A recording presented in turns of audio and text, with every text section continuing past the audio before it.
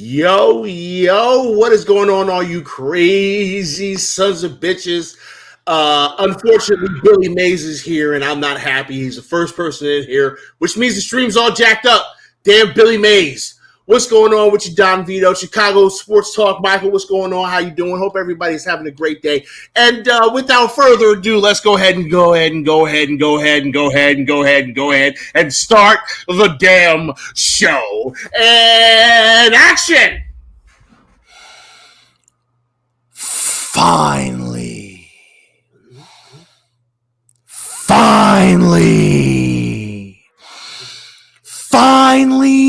RZeroB and PTA have come back to BGN,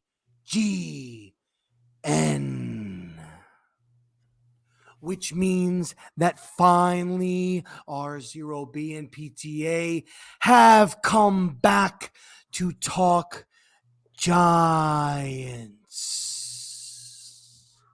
Now, in today's show, we have, without a shadow of a doubt, the most electrifying entertainment program, the side of the Survivor CBS series. And we are ourselves a very special guest that will be joining us. But until that point, when he joins, we'll be talking about transactions. We'll be talking trades. We'll be talking Deshaun. We'll be talking all of these moves that have been making. And without a shadow of a doubt, Billy Mays, there ain't no doubt that you were still a Rudy Poo candy ass. We turn that son bitch sideways and we shove it straight up your Rudy Poo candy ass. No, listen, Wait. Sorry, I got a little. I understand. Billy Mays, your BGN People's Champion wants you to do 3 things. 1, he wants you to go and grab the most amazing ShamWow you can find.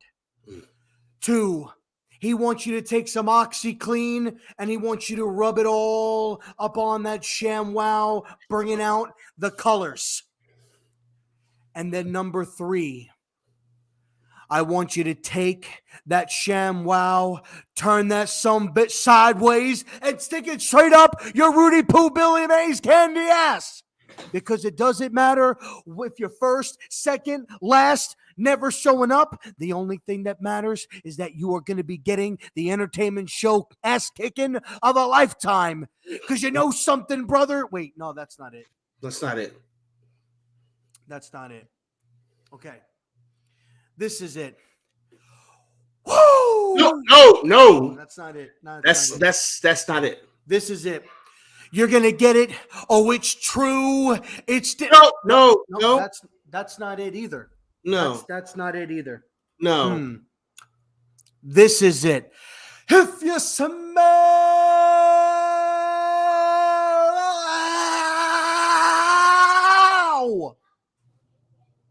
what PTA and RZeroB is cooking. Let's go! We are in here. What the hell's going on with all you crazy sons of bitches, man? Listen, we missed y'all, but we here and we are back. Unfortunately, we had some things that happened, over the course of the week that kind of, threw a little bit of a monkey wrench into things that we had planned, but that's okay. Let's just start here, okay? Because this is probably the biggest piece of news, and it's crazy how much the things that the league are doing really affects some decisions that the New York Football Giants can make, okay? But we had a very crazy scenario. I personally think it was the best story of the offseason, of the free agency period, by far, bar none, best story, okay? Let me set the scene for you. You have a quarterback who has been with their team for about 3 years, right? Maybe he's a chef. Maybe he's a sous chef. Or potentially he's a baker, okay? And the team that he's on, see, they got their eyes on somebody else. They looking over there when the baker is sitting right here, like, excuse me, I'm over here. And they're like, hey, later for you. Look at Shorty over there. Are you implying about Baker Mayfield? I am implying about someone who might be a baker. Someone whose profession, someone whose side hustle, they might be a baker is all I'm saying. Somebody who might be a culinary school. Might have went to culinary school. Okay. And the eyes that his team was on was an individual who really enjoys a nice deep tissue massage. The deeper, the better. Hey, I'm not judging. I am not judging. Okay, the deeper, the better. I'm just saying that the deeper, the better. And said team is looking at that individual over there, right? And the person who could be a baker says, well, if you're looking at him, then I'm dipping. And then the team says, no, we're not really looking over there. You know, you still are boo thing. And then 20 minutes later, the news came out that the Cleveland Browns made a blockbuster trade. They went back to the Super Bowl and grabbed the brownie out of it. Yo, they made the most blockbuster of trades. And they sent a bevy of picks to the Houston Texans to get Deshaun Watson to come on over and put on those orange, ugly-ass uniforms. I thought they were brown. Some of them are brown, but some of them are orange. It depends. It depends on the day and what teams are playing, you know. Well, as long as the color of the jerseys match the color of the team's play, if you know what I'm saying. Like, they play like shit, so they're brown. Yeah. Minus our special guest. Our special guest is good in that color. Our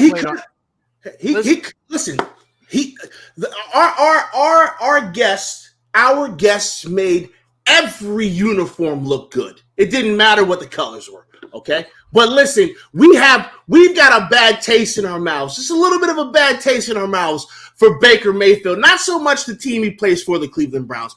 I don't have any problems with the Cleveland Browns. I like when the Cleveland Browns do well because my stepfather was happy. He's a Cleveland Browns fan. He's from Cleveland, born and raised, okay? I want the Cleveland Browns to do wonderful things, but I don't like Baker Mayfield.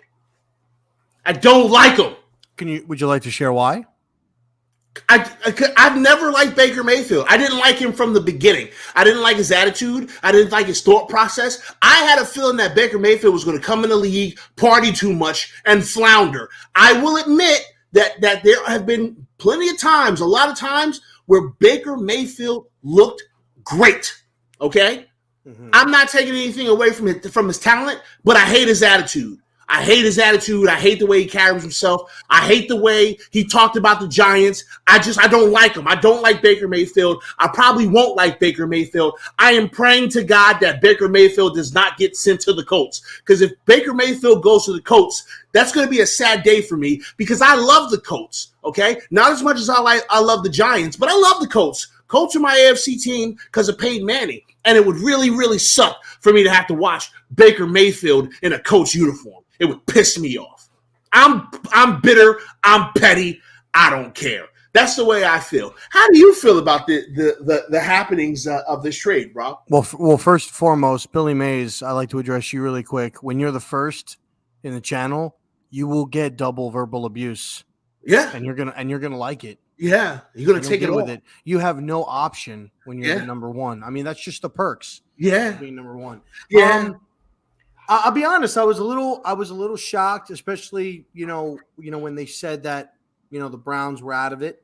Obviously, they got back in it because they offered a hefty bag of guaranteed money, which we'll talk about that. I'm sure at some particular point in time. Which, with all due respect, I'm not trying to knock on Watson's athletic ability, but when you accommodate $234 million guaranteed, all guaranteed. Mm-hmm. When I don't think he's won a playoff game. I think he's only made it to the playoffs less than a handful of times. I think I could probably count on 3 fingers how many times he's maybe made the playoffs, potentially. And you haven't seen what he's able to do when he's really the main guy. I mean, he had DeAndre Hopkins. He had some pretty nice weapons. I mean, all you got to do is say that he had DeAndre Hopkins. So I was kind of mind blown. I think you can always probably kind of say that whether it was Deshaun Watson or somebody else, that Baker Mayfield's numbers in Cleveland were up. The ownership regime or the new people that are running the team, they didn't draft him. It was Glenn Dorsey and all of them. It was a part of their draft, and they wanted to try and invest in their number 1 draft pick. But you can always tell that they're going to go in a different direction. I will say I think that Baker's attitude does need to improve when it comes to media, when it comes to how he carries himself, how he handles himself. But what I will say is, as at this particular point in time, Baker Mayfield is kind of in a really good position. He's got a couple of teams that he's able to go to that I feel that he would be best suited to go with. And I think he is in a better position with those teams. And I feel like those teams are in a better position to win than the Cleveland Browns. I mean, people are saying that the Browns are already a Super Bowl contender with the roster that they have. I disagree. You could go to, a team like Indianapolis, who has arguably the second best running back in the National Football, or top 3 running back in the National Football League, in Jonathan Taylor. Wait, Rob, I'm sorry, I don't mean to cut you off, brother. I don't mean to cut you off, but cut me off. But our guest has arrived, and we're not going to make our guest wait. So we can't. So allow me to introduce everybody to today's guest. A very, very, very special guest. Very humbled and grateful that he gave us his time today. So let me introduce you to a man who played for the San Francisco 49ers. He played for the Seattle Seahawks, the Miami Dolphins, the Kansas City Chiefs. He was on our New York Football Giants, the New England Patriots, the New York Jets, and the Cleveland Browns. Ladies and gentlemen, let me introduce y'all to the man, the myth, the legend, Mr. Adrian Colbert. Hey, what's going on? Hey.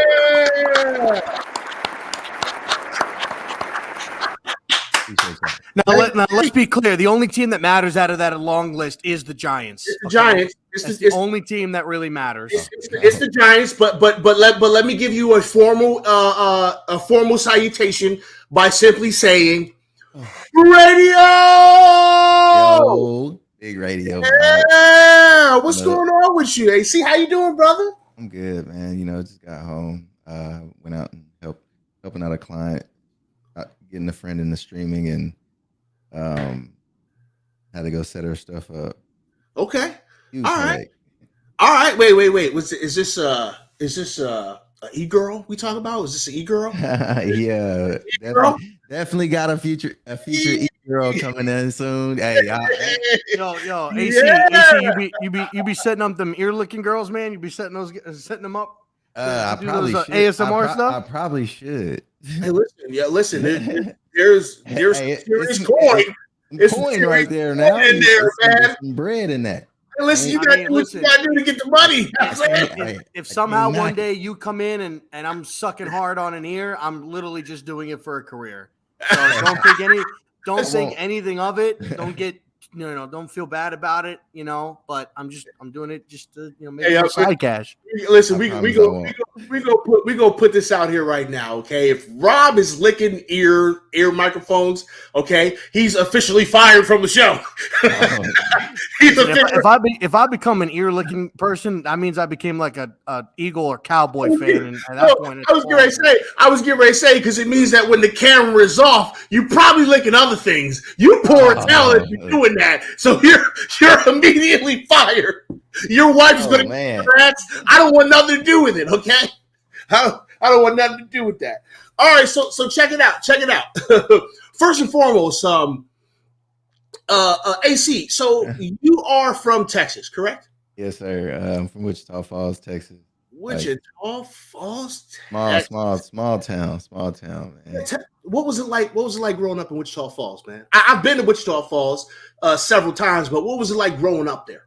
It's kind of like one of those spots where everybody know everybody. It's kind of bigger than it is. People think it's bigger than it really is. Like the people that's there, like it's really like small town, but it's like fucking spread out. You got like 150,000 people in a town that could probably fit a meal. Really? It's weird. Yeah, like for real. The space is big, but the population is small. Yeah, the population is small. Like it's just so. It's such a spread out place. I don't even understand just like the geographical like lineage of Wichita Falls is weird. So, But, was Wichita Falls one of those spots where, like, if you was over on the other side of the town doing some dumb shit, and eventually it was going to get to your mama? yeah, absolutely. Okay. Absolutely. All right. Okay. All right. Like, Yep. Probably within the same day. I know what you mean. Or it might take a couple of days, but she's gonna find out eventually. Find out eventually, and you're gonna get your ass whooped. Absolutely. Right. I mean, like for me, I got an instance where, like, because I used to be bad. I used to be terrible. Like I was literally on the trend of being a product of my environment. And one day, me and my cousin and another one of our homies, we was like, gonna go steal some BB guns from Walmart. Walmart was like across the highway, like two highways across from my cousin crib. So we walking, like we used to walk everywhere too when I was growing up. Like we would walk literally 10 miles from one neighborhood to from the east side to Linwood, which is probably like 10, 15 miles. We would walk. Like that's what I grew up on. So we walked to this damn Walmart. We going through the damn climbing and running across the highways, but we also throwing rocks at cars. Yo, Like, y'all was wildin'. Y'all was bugging. Like I can't make this shit up, bro. Like I was so fucking bad. Like, and I look back at it now, I'm like, bro, that shit dangerous as fuck. What the fuck was wrong with me? Why was I so stupid? Yeah, like why? Yeah. But anyways, I know. We all relating right now though, because everybody's in the chat that's like older than like 25. They all went back to that moment and they're like, I was stupid in the moment. What the fuck are you doing, bro? First of all, you putting your life at risk. You don't even care. You're not even factoring in the fact you get hit by a car. Yeah. And I had got hit by a car like a year or two before that. Okay. Oh wow, which is crazy. Wow. But anyways, that's another story. But we going to Walmart. Mind you, this is the same Walmart my dad just started working at. I mean, that's a great choice. I mean, at this point, I mean, listen, it's like that's like from the movie Goodfellas, Frenchie being the security guard. I mean, like he's the commandant. He knows everything, all the ins and outs, room plans, the exits, where security's at, cameras. You had it made. That was good. That was good pay. That was good. I ain't know shit. I didn't know none of that. I ain't know none of that. Like I had not been to my dad might have been working there. It might have been a couple months. He might have been working there for about 3-4 months at the time. And so anyways, like they had already done it that day. I'm like, shit, I want a BB gun. Yeah, let's go back. So we went back, throwing rocks at cars. Anyways, we on our way out, and one of the dudes grabbed my cousin, like a security dude grabbed my cousin as we was leaving. Because the thing came out, we walked out with the shit on us, and the things beep beep beep beep beep took off, cut off, on, slide. Somebody get caught. So me, I'm like, damn, I can't leave cuz I go back and my dad found out within like 20 minutes. Oh no. That's where it's going to. It's like my dad found out in like 20 minutes. They had like stored us in like the back like dungeon room type shit.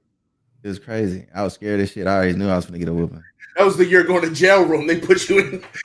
Yeah, yo, that's when they put you in when they call the police. Yeah, come It was so scary, dog. I was like, what the fuck?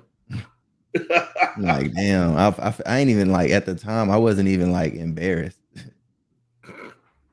So I was more scared than embarrassed.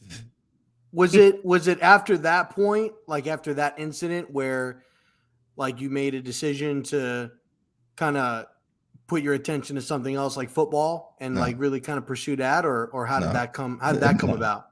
Man, hold on 1 second.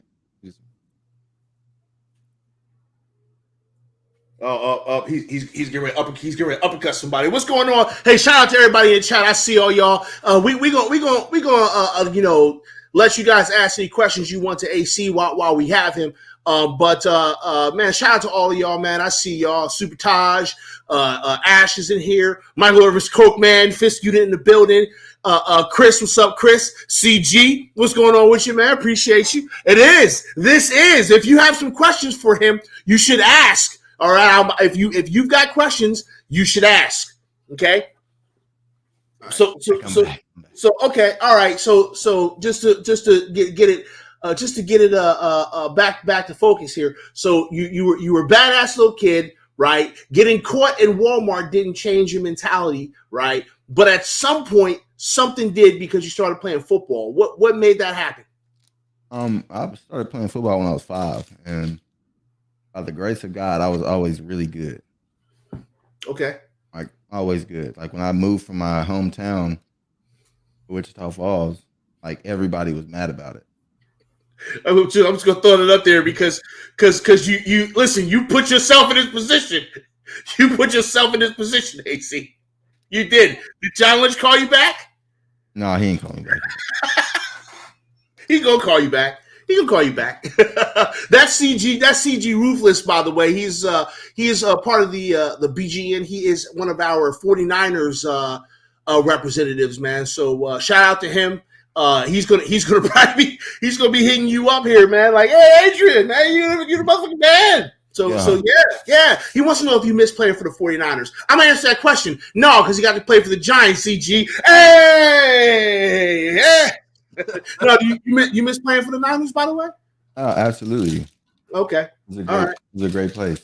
Okay, cool. And we're gonna get into some of the locations, but okay, so you were 5 years old, you started playing football. By the grace of God, you was good. Mm-hmm. And I played really well all through my youth. Everybody knew who I was in the town, but they knew who I was on the field. They didn't know who I was off the field. Okay. Mm-hmm. My parents knew I was bad. Well, no, my parents always knew me as being good. Okay. Except at school. At school, I get in trouble. My parents always knew me as like a respectful, like loving, caring person. But like when I was away from them, I was terrorizing the city. and I did that. I did that up until my dad moved me. Okay. And he moved me because he got a job because I got hit by a car. Okay. This was all pre like 9 years old. Jeez. Really? Yeah, this is all pre 9 years old. Goodness gracious. I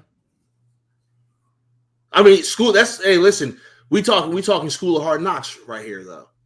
Yeah, I mean, this was all pre 9 years old. We talking School of Hard Knocks shit. From what the kind of way you're describing is you were Bruce Wayne by day and the Dark Knight after school hours, but when you were by yourself, you were the Dark Knight going out there doing some crazy stuff, and stuff like that. I mean, all right, it is what it is. It was normal to me. Like that was like what my life was like. That was what my life was. I mean, I grew up around drug dealers, gang members, fucking hoes, all that. Like all of the work, the grimiest of people. That's what I knew. Like that's what I understood. And I had like my dad.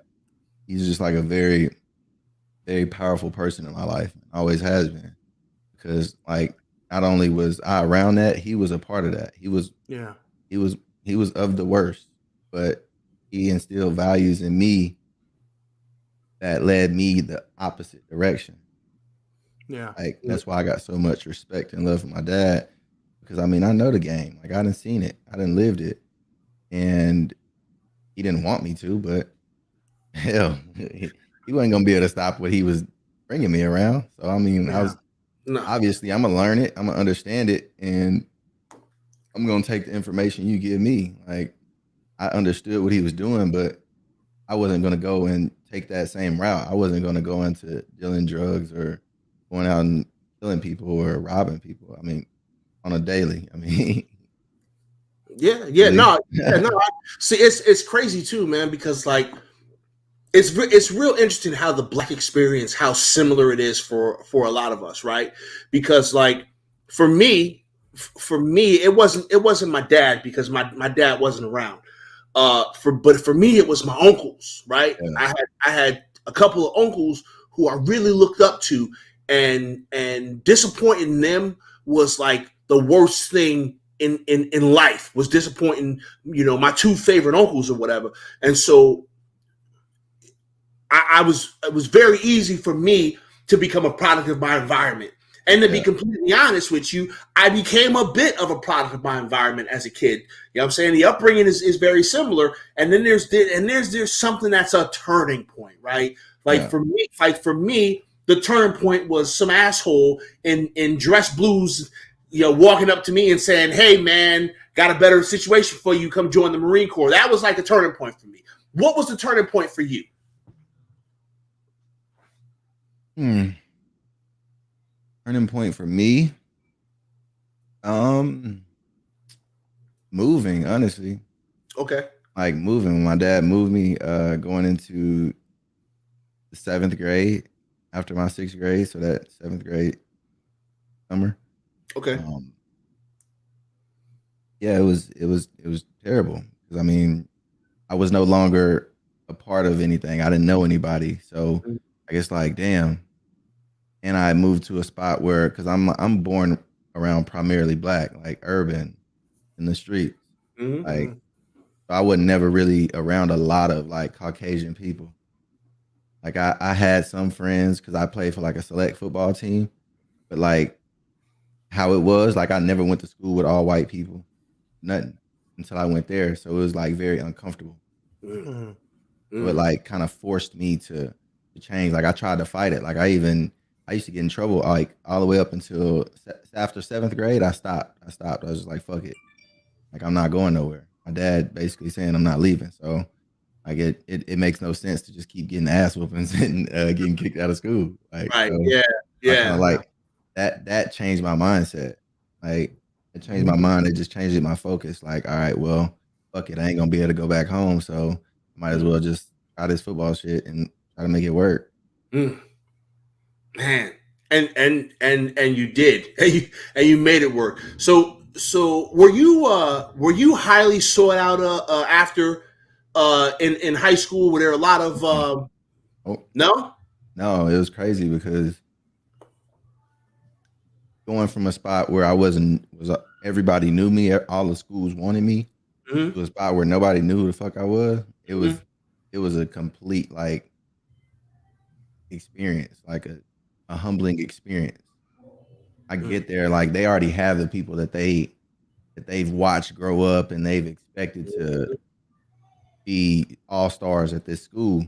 Mhm. And then this guy from an hour and a half up north that they don't know about comes here. You got to earn it. Yeah. Yeah. And it was Okay. different, like because I was so used to like everybody like catering to me and shit. Like, oh yeah, he gonna be the like I was being called like the Jim Brown of my age. I was like 5. Wow. It was nuts. Wow. Like little league, I'm scoring 30 touchdowns a season. Wow. It was and it's crazy because I got the tapes. What position were you playing? I played running back. That's Okay. it. Did you play running back all through like your youth, or when did you move to the defensive side of the ball? I played defense a little bit when I was a kid, but my offense was the thing that everybody was astounded by. Huh. What would So you take away from that experience? Like having to go somewhere, like you said, like where not really a lot of people knew you. Like, what was that like to kind of learn like a different level of like work ethic? I guess you could say like on the field. Like, did that really help you kind of hone in and make you focus more like on your craft? And what was that experience like for you in that regard to make yourself known as opposed to being known already? yeah, I mean, it was like I didn't like I haven't even dove into that in a minute, but the fucking that experience alone kind of helped me more understand life. Mm-hmm. 'Cause in life, you do that. In life, you face new challenges and new obstacles that you haven't experienced, and you got to learn. You got to figure out how you're gonna respond. Like, what's the best way to respond and move forward and learn from it. And that's how I felt in the moment. Like I'm like, damn, okay, well, I guess I gotta fucking figure it out. I gotta show these dudes that I'm that guy. Mm. So I mean, it was the first year, seventh grade. It was a struggle trying to get them to like see that because they, Yeah. like I said, they already had their people. Right. But by the end of the seventh grade year, it was a wrap.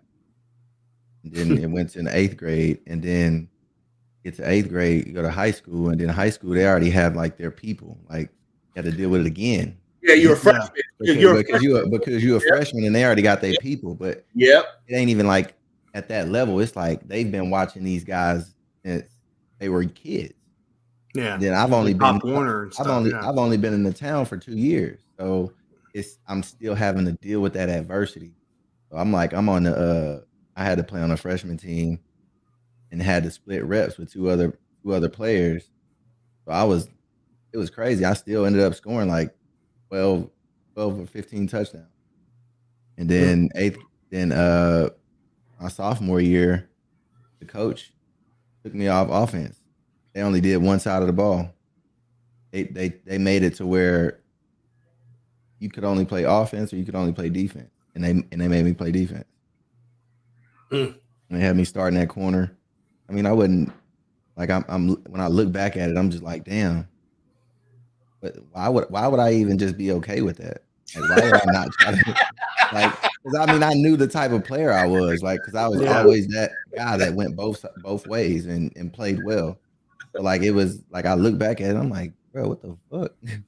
Yeah, why was I so okay with not playing offense anymore? Yeah, like why? Like why did I let them like dictate what I was gonna do? So wait a minute. Did you enjoy playing offense more than defense? Did it not matter? Absolutely. Hell yeah. Really? I love getting the ball. You could score more touchdowns on offense than you can on No, defense. no, listen. Okay, because this is because I'm a psycho. Okay, because I started off as a fullback, right? Yeah. I started off as a fullback because my cousin was the running back, so I was a fullback. Occasionally, I'd play, the halfback position, or they put me over at like tight end. Now that was cool, right? But I liked hitting people. Like I just wanted to hit people. I didn't care about scoring a touchdown. So like that's what made me a good fullback because I'm going to shoot into that gap, get to the second level, and I'm knocking a linebacker's face off. Like that's just what I'm going to do. Because and don't ask me to do nothing else in the play. I'm going to go block one guy. I'm going to go murder that guy, and that's all you're going to get from me. So I love playing defense. So that it's. So to this day, would you say you prefer to play offense over defense, or do you feel now I'm like full defense. Like I just love every aspect of it. The learning part, the running and hitting part, like the opportunity to go and take something from somebody, and well, it's just everything great. You don't need the recognition. You don't get all the love and shit. Everybody show love to offense. I'm cool with that. Yeah, because you go out there. Now, don't get me wrong though. Like somebody call you, be like, "Yo, AC, you want to come play a little running back for us?" You wouldn't be like, "Hell yeah!" Sign me up. You Sign me up. hell yeah. Sign me up. Sign me up. Let's do it. Yeah. Hey, listen, it worked for Cordero, bro. Like He went from wide receiver to running back to he went all. Devin Hester went from corner to wide receiver. I mean, like it works. It does. It works. It works. It does. So you chose running back. Obviously, you were good at it. Who was a player that when you were on the football field, running the ball, scoring 30 touchdowns? Emmitt Smith. Emmitt Smith? Emmitt Smith? He's from Texas. What you expect? Okay. Oh, so that means he a Cowboys fan. Then. He's a Cowboys fan. I hate the Cowboys. Hey, you know what? Hey. Okay. I knew I liked this man for. Listen, I would have pegged you as a Cowboy, either a Cowboys fan or a Chiefs fan, based on where you're from. That's what I would have pegged you as. Yeah, no, I don't like. I'm an Eagles fan. Oh. I mean, I was an Eagles fan. I'm a 49ers fan now, though. Oh, so okay, this leads me to a very good question because I've always wondered this. Okay, so all right, you grow up as an Eagles fan, right?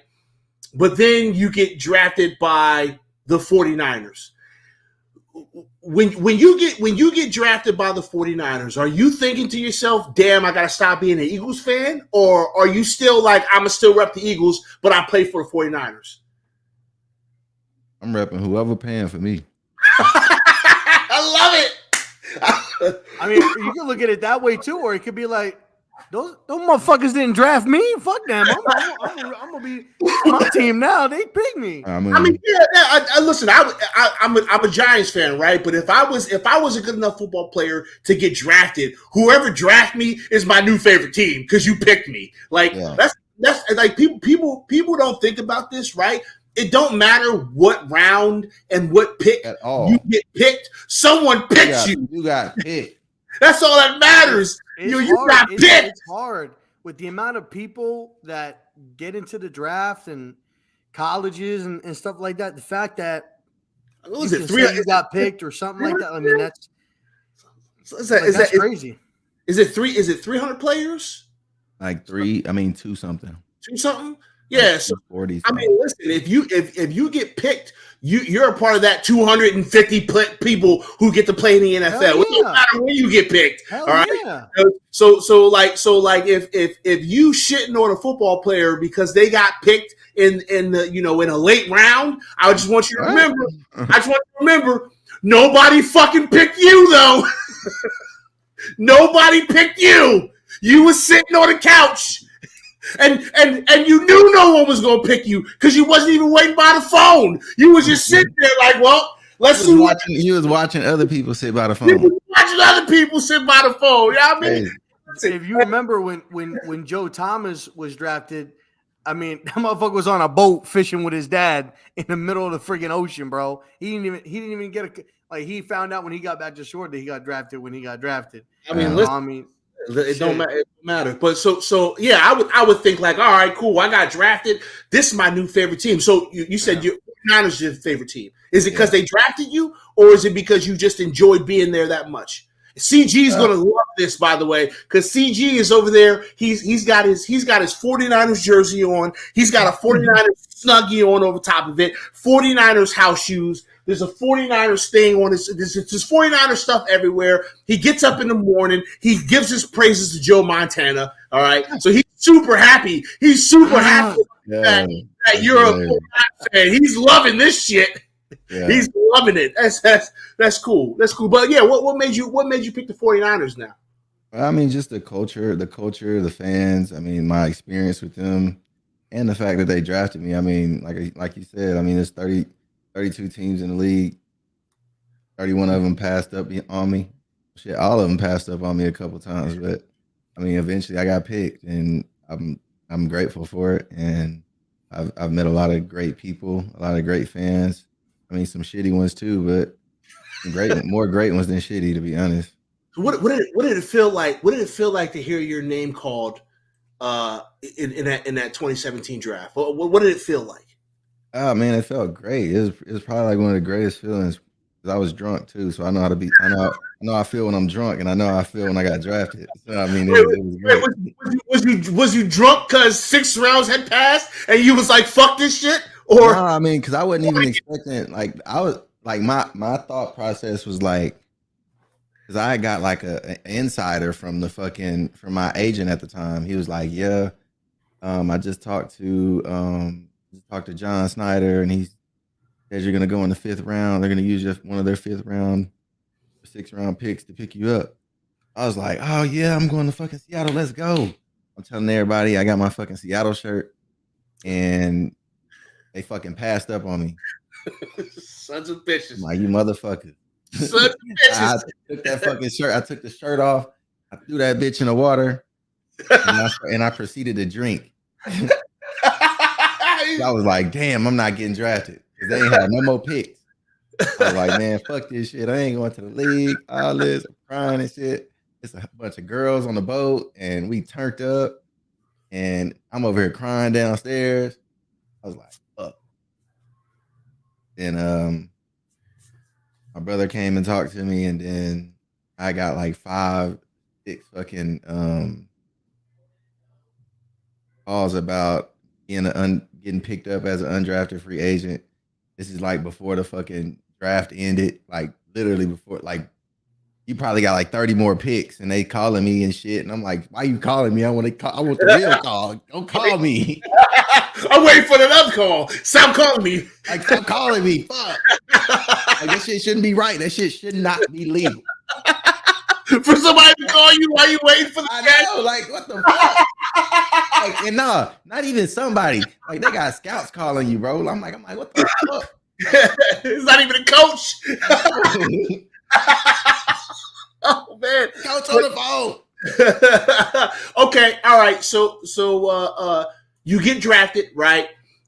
I'm sure that they sent a nice plane to come pick your ass up. Hell, a plane. They didn't send you. They didn't send you. You get your ass on that domestic. Get on that domestic American airline first class. Did you have, I was going to say you didn't have to pay for your flight. Okay, cool. So then you get on that domestic first class. You fly. You land in the 49ers, and you get going. I've always wondered this, man. What's a typical day for an NFL player? Now, we may have to break this down a bit, right? Because we may have to say what's a typical day for a rookie, and then what's a typical day for a vet. So like, what's a typical day for an NFL football player? Getting up, going to work, doing your thing, come home. What's your full day look like? Okay, so rookies got to be there a little earlier because they have like rookie development and shit like that. So they're usually the ones in the building the latest. Okay. They usually have meetings before, like actual meetings, and then meetings after everybody else's last meeting, rookie development and all that. So they usually leaving at like 6:30. What time they get in? They probably getting in about 6. Wow, so they spending a full 12 hours in the facility, maybe more. Full 12. Okay.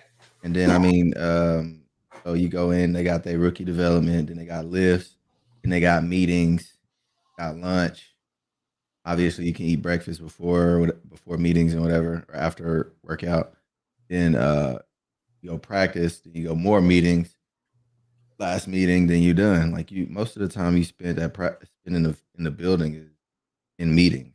You're meeting and lunch and wait. So wait a minute. You're doing meetings. So are you doing more meetings than you're doing on the field actually practicing? Yeah, absolutely. Okay. Now, what are those? Are those meetings boring?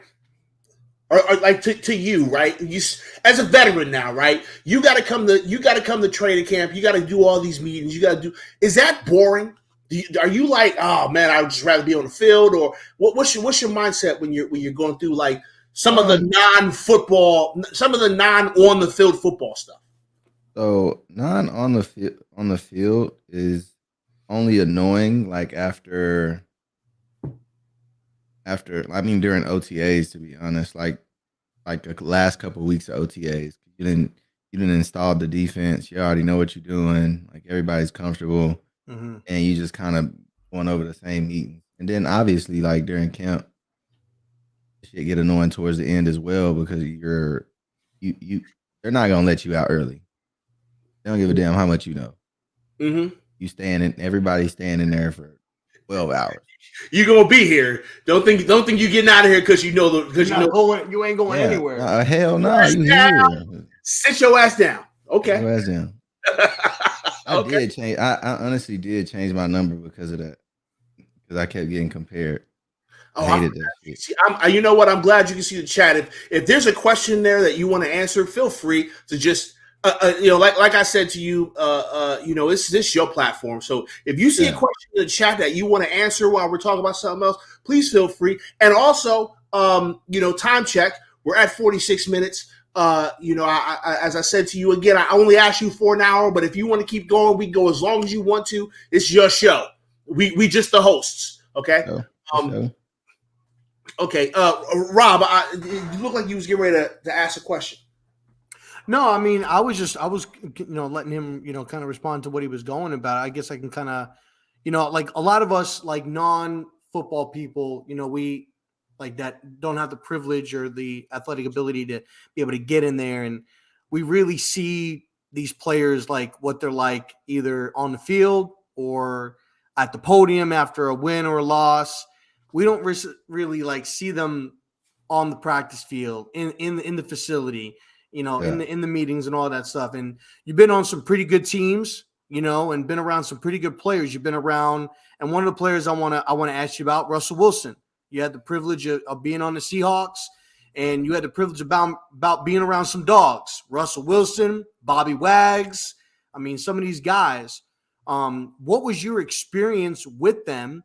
And follow-up to that is, how do you feel about Russell going from Seattle to Denver and the fact that Bobby Wags has been released, who was arguably the second cornerstone piece, or some people say more important to that team than Russell Wilson?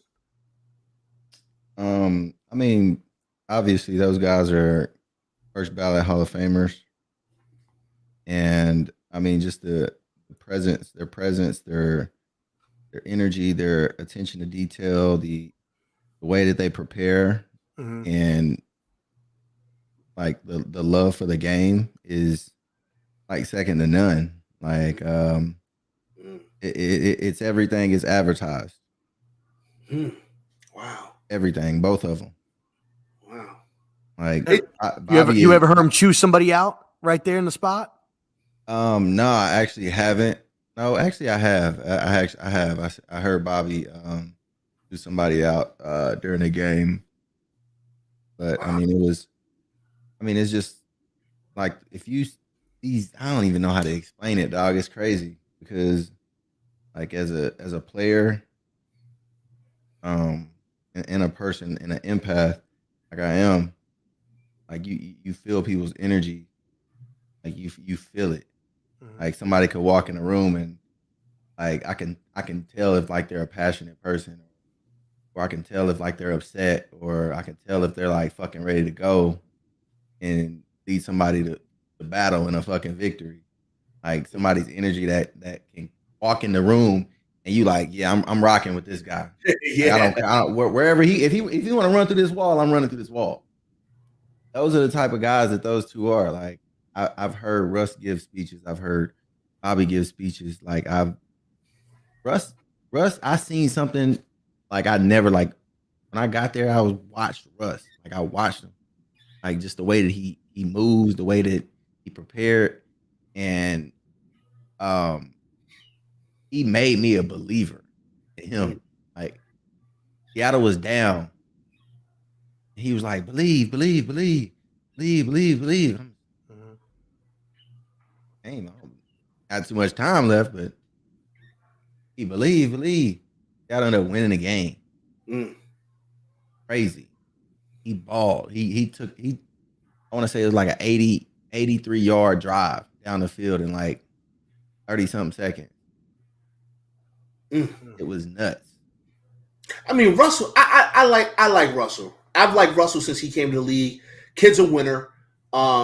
He's been dealt some bad situations here and there, between injuries or or the roster or whatever the case may be. But so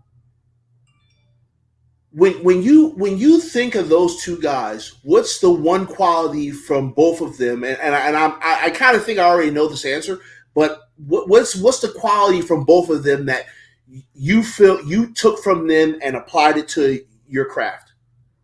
Just the passion, the passion, and then just the gratitude for the game. Hmm. Hmm. Like, because they don't like if you're around them, you can tell like everything is important. Even the smallest things are important. Uh, Like the way that you walk in the room is important. The way that you sit, the way that you speak to people, the way that you lead, like important.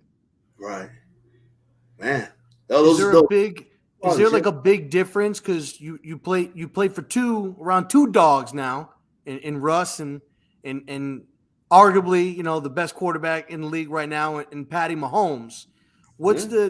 the two differences between those two guys that you would say? Like if you were gonna go, you had to choose one of those two guys.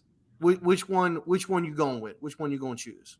I wasn't really around Pat that long. I was in Kansas City for like a week during camp before they let me go because it was like COVID year and I had Mhm. quarantined for 4 days and then I only practiced like 3 times and it wasn't even really practice.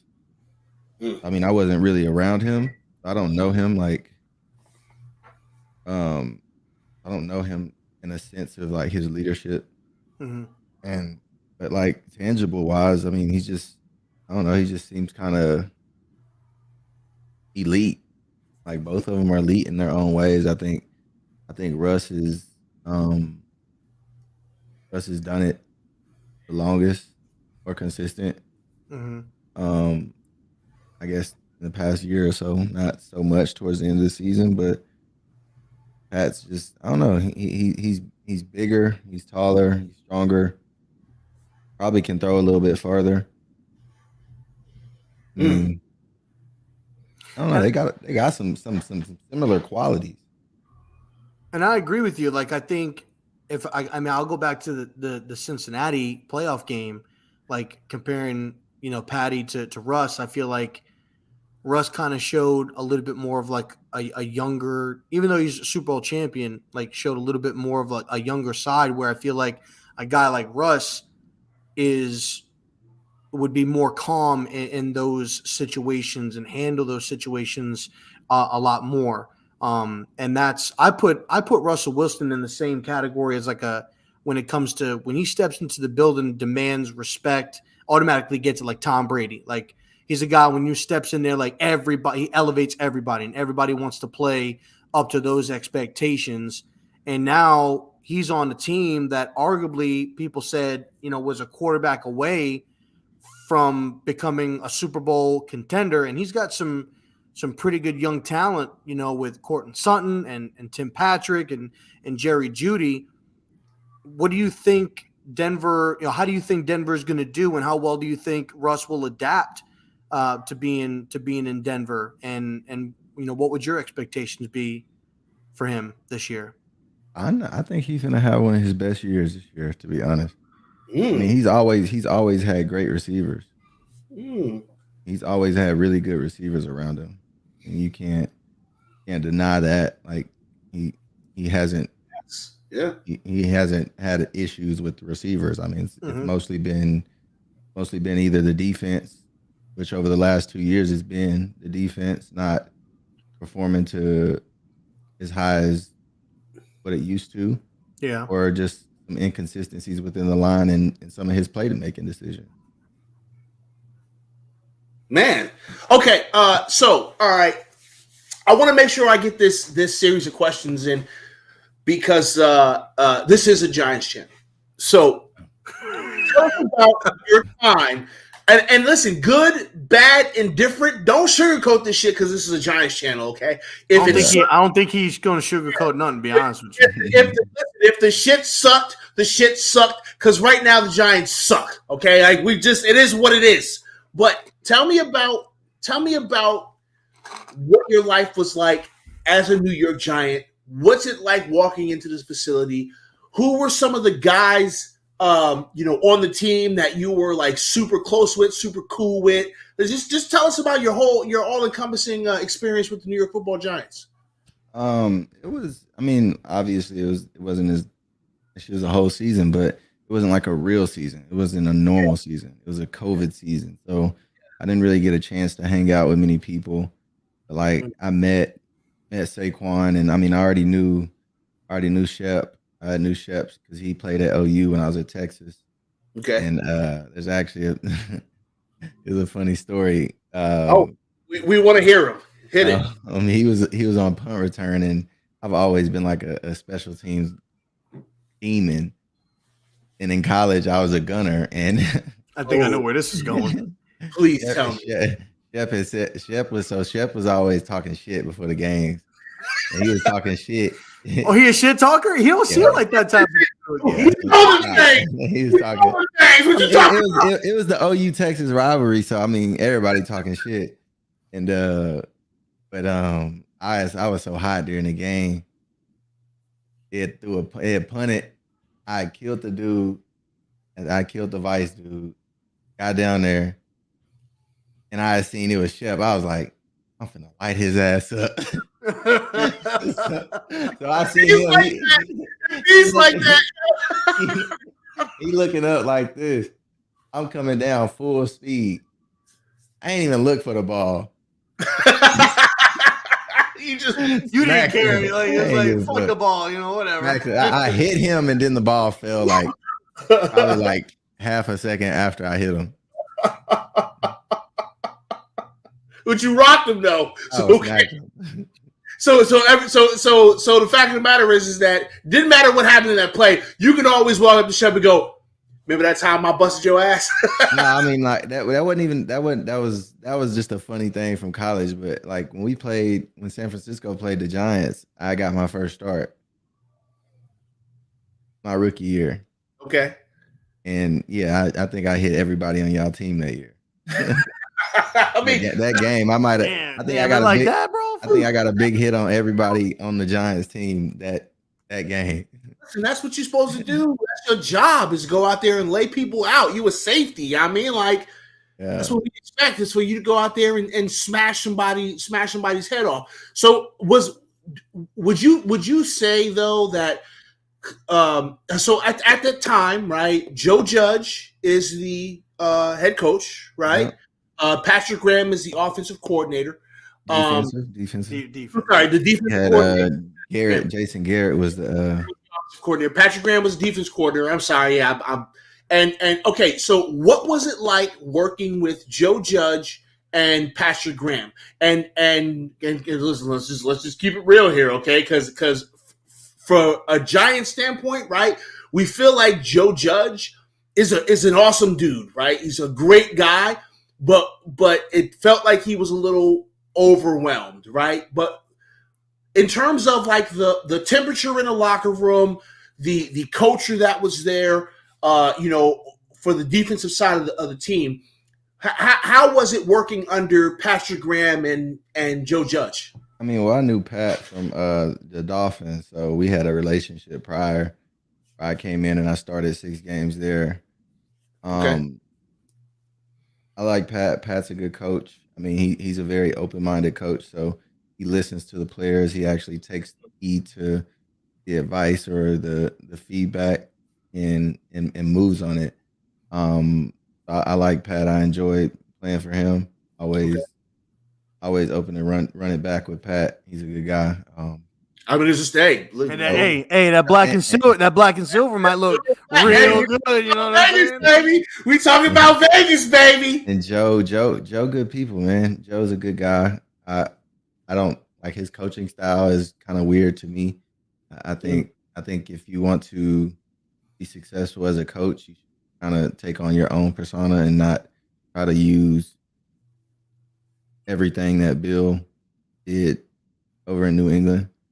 Like, cause that's been like the thing. Like, try to put on this like persona that you're a big tough guy and things of that nature. Wow, I didn't expect I didn't expect this to be real. I heard the murmurings about Joe Judge, but I expected you to be like, Joe Judge is the shit. Keep going. He a nice dude, but I mean, it's just like from a coaching standpoint, didn't feel like he was being somebody else other than what he portrayed he was. Yeah, it just wasn't authentic. Wow, did not know that. That's interesting. I promise you, this will not become. I promise you. Okay, I can't promise that. I hope that this clip isn't on NFL Network in a couple of days. Adrian Culver said Joe Judge pissed shit. What show was that? Pest and Robs? Fuck them too. No. Now, I mean, we dealt with it. I know he was talking about this year. There's a little jab at Joe, a little tiny jab, but headsets working. They working good when you were there, right? You know, defensive communication, headsets working good because he was saying the headsets were broken. Last year, and all this. Headsets was working with us. We really had no problems with headsets. Yeah, that's what I figured. That's what I figured. So I figured that much. So you're there. You're working with Pat, and Pat really seemed like a really, really good dude, especially like listening to his interviews and how he talked and just his love for the game. You could tell he's got a real love for the game of football. And so what was it as a Giants fan, like we're built and remember defense, Lawrence Taylor, Strahan, all of these guys that really roll, Pierce. What was it like being around guys like Leo? Blake was there when you were there at the time for a year. Like, what is it as far as like when it comes to those defensive guys, and try to remember you're probably a little bit younger in college and stuff like that when these guys were playing, like Strahan and stuff like that. But tell us a little bit about those guys that we got on the D line and on the defense, like because we're always saying we're looking for that dog, like that guy that just Leo, that guy for sure. Oh yeah, Leo. I told all you sons of bitches that Leo was the dude. I told you assholes. Is he crazy? Is he crazy on the field on game day? Is that dude like a crazy mofo? Leo, somebody you do not want to mess with on game day. Like if you're on the other team, just leave him alone, man.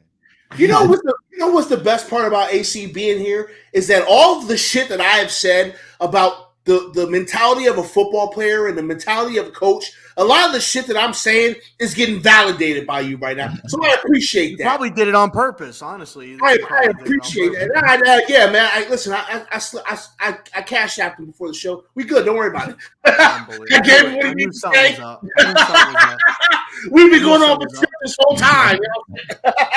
Nah. Okay. All right. So time check. Right. We're at an hour right now. Adrian, how you feeling, man? I got 15 more minutes, and I got to make some money. Yeah, nope. That's not a problem. That is not a problem. Okay. Okay. So we talked about football. We talked about you. Coming up. All the way up until today. So what is Adrian Colbert's life like today? What are you doing? What are you involved in? Are you, is the goal to get back on a roster? Is the goal to do something non-football related? What's life like now? I've never been one to put all my eggs in one basket. Like I like to diversify the things that I do. So like I'm heavily involved in gaming. Like I'm an investor in XSET. Like we're doing really well. Shout out to XSET. Team's going crazy. Shout out to XSET. I got my XSET shirt. It's hanging up in the closet. Appreciate you thinking. Yeah, rep the set. Shout out. Get the code active at the checkout. You know what I mean? 10%. Little savings, little 10% discount. 10%. I don't need none of it. Hey, it's all for y'all. Hooking y'all up. Yeah. Yeah. I mean, doing that, and then working on this project. One of my friends has a social influencer agency, or a social talent agency, and I've been doing some work in it, trying to get the girls in the agency to start streaming, and I got quite a few of them. I mean, I've been doing a lot of setups lately. There it is, getting people going. So it'll be kicking off in a couple weeks.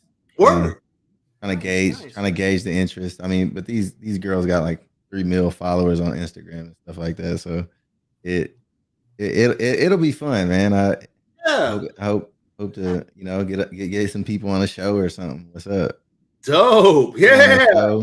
Yes, a little vibe, have a good time, play video games and giveaways, all that cool stuff. Yeah, I was getting ready to say because if y'all don't know, man, your boy AC, he got skills on the sticks, man. He's a first person shooter, Call of Duty. You know what I'm saying? I mean, he be in the plane, motherfucker jump out the plane, pull out the fucking sniper rifle, pop a dude in the head, pull his fucking parachute, slide down, cut another motherfucking head off on the way down. It'd be crazy. Shit's fucking crazy.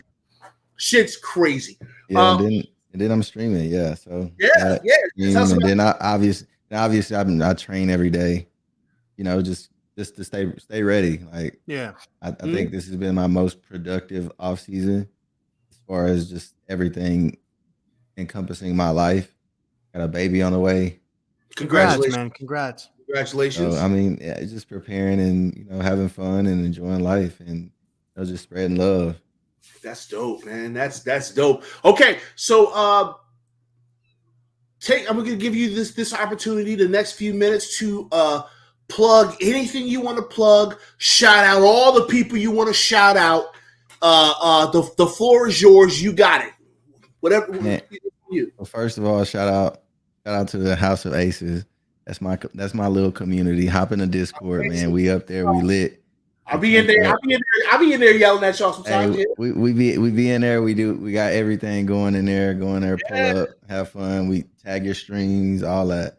Shout out to OGN Network, my boys over there, man. Shout out to everybody out there. My boy Buffalo linked me in, and I'm in, still in. Stop playing with me. Yeah, man. Shout out to Pest, man. Shout out to PTA Sports for having me on because I just be chilling, bro.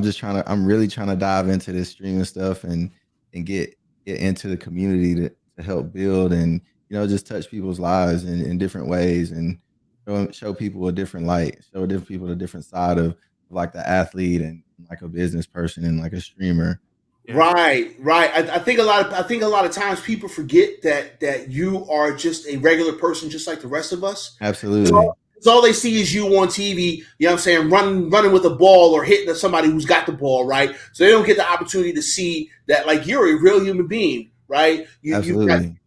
You've got the same kind of upbringing as a lot of us, the same goals, the same wants, the same desires. You talk exactly the same way we all talk.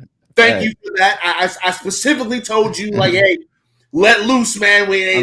No filter. But you know that, like, from the stream, like, you get what you get. Like, this is me all day, every day. Like, I don't change. I mean, when I get into like a business setting, I mean, I kind of I change the words. I make it more professional, obviously. But like when I stream, it's my space. Like this is our space. This is our time. Like I don't want anything to be fucking distorted or giving you a representation of who I really am, like because you're not gonna get the authentic self. So I mean that, and then just working on my mental health, and that's one of the biggest things that like eventually I want to sit down and like have a space about, like whether that be on Twitter or whether it be on stream where I have people come in and we just talk, we just break bread, and we Sign me up for that because listen. I've never been afraid to let people know that I've got my own personal mental health stuff, right? Yeah. I've got a therapist. I take medication. The whole 9 yards, right? You know what I'm saying? For me, it's PTSD from being in combat environments, but like mentals is mentals, right? It don't matter whether it's PTSD, because you were in combat, PTSD because of something that a traumatic experience in the past. It doesn't matter. Mentals is mentals. So I'm all about that. So when you want to let me know when you want to do stuff like that, I will never say no to mental health stuff ever. Yeah, like I'm down. I'm really just trying to figure it out. I'm just trying to figure out like the best way to do it, because I mean I could just pop up on the stream, but I want to give everybody like a chance to, just come and chat, like give people a space to, just let loose and be vulnerable. Because at the end of the day, like if you don't talk about it, if you don't talk about it to somebody, it's gonna eventually come out. It's gonna build up, and it's like you putting it all in a bottle, and the bottle gonna eventually bust, and that could come in any form or fashion, whether that be drug addiction, alcoholism, or even suicide. And that's the hardest thing, because everybody wants somebody to listen. Like they just don't know how to ask. Yeah. A good place that you could look into, even doing something like that. I'm sure you probably know, but if you don't, like Twitter, like you could do a lot of those Twitter spaces, where people can come in, talk. I think you can have like anywhere from 10 to like 15 people at once, or if you want to do like one at a time or 5 at a time or something like that. I saw that they were doing at one point, there was like a mental health one that people put together where they were talking about it and communicating with it.